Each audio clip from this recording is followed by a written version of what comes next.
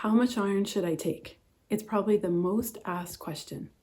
In this video, I'll go through some of the factors that influence how much iron you should take to get your hair back on track and your ferritin raised so that you have enough iron in your body for healthy hair. And make sure to stay to the end because I have a no-fail way to know exactly how much iron that you should take. So it's not a one-size-fits-all approach. We'll go through 4 factors that influence how much iron you should be taking. And always check with your doctor before beginning any supplements. Number 4, absorption disorders. If you have a medical condition that changes the way your body absorbs nutrients, then you want to make sure to take that into account when you're trying to figure out how much iron to take. For example, if you have celiac disease, even if it's well controlled with diet, you could still have some intestinal damage that makes it a little more difficult for you to absorb nutrients in your intestines. There are also other medical conditions like Crohn's disease that will alter the way your body absorbs nutrients. So make sure to check with your doctor because they should let you know if you have any conditions that will impact your absorption of nutrients. Number 3, the type of iron. If you're taking a form of iron that has a lower bioavailability, which is the amount that your body is able to absorb, then you are going to need to take more of that.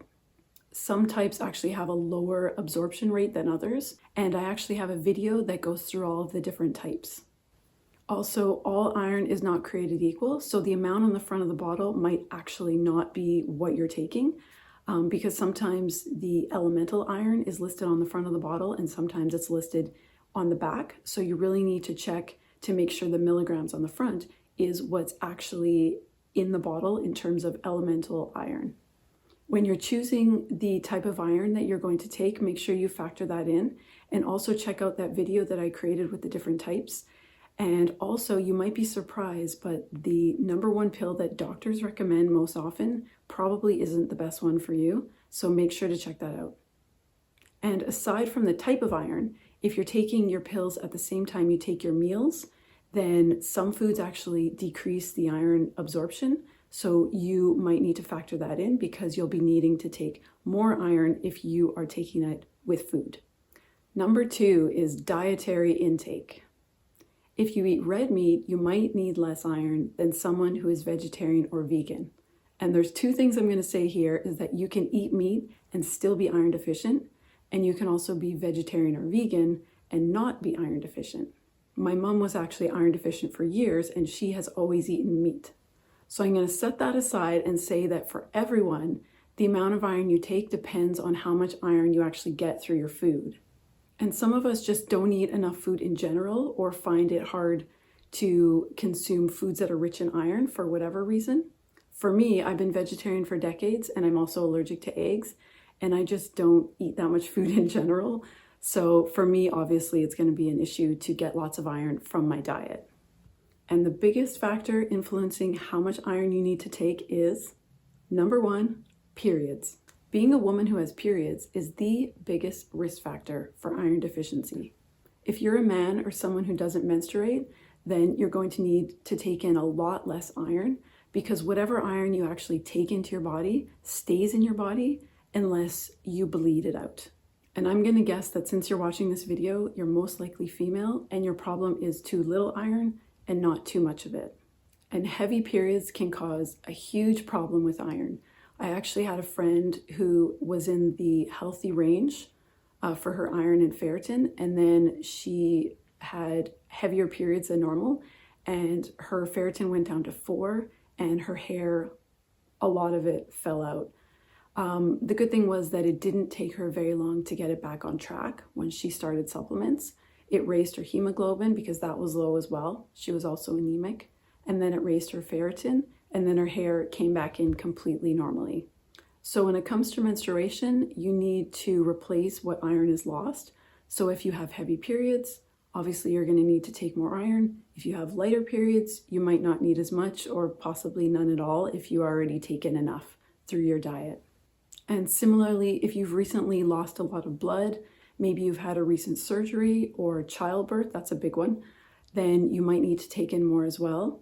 I know that after I had my babies, my iron really went down. So that's the top 4. And I promised that I would tell you the no-fail way to know exactly how much iron to take, and it is that you have to get your iron tested regularly.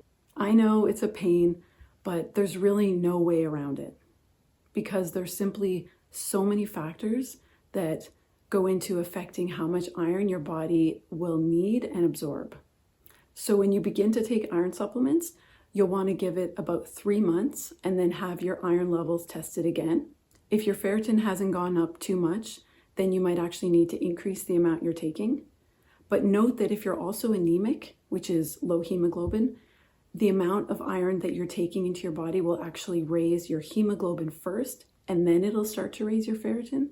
So if you're also anemic, make sure to give time for your hemoglobin to come up before you can see your ferritin levels start to rise. And you're going to need to work really closely with your doctor here because you'll probably need to get your iron tested every 3 to 6 months and adjust the levels accordingly. Then once things have stabilized, you can probably go to testing every 12 months or so.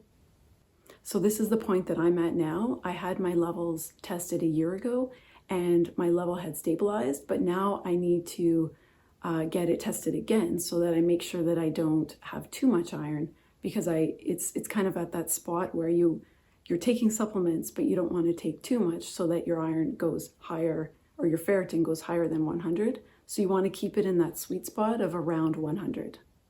So when I first started working on raising my ferritin, I was taking 1 pill of the 18 milligram, and then I had to increase it because my ferritin didn't increase very much. It was stuck at about 39 or so. So I actually had to increase that to 3 pills a day in about midway through 2019 to get my ferritin to actually raise. So now you know how much iron to take, but what type should you take? Check out this video where I break down all the types of iron. And remember, don't wait for others to fix you. Become informed, advocate for yourself. Take care, and I'll see you in the next one.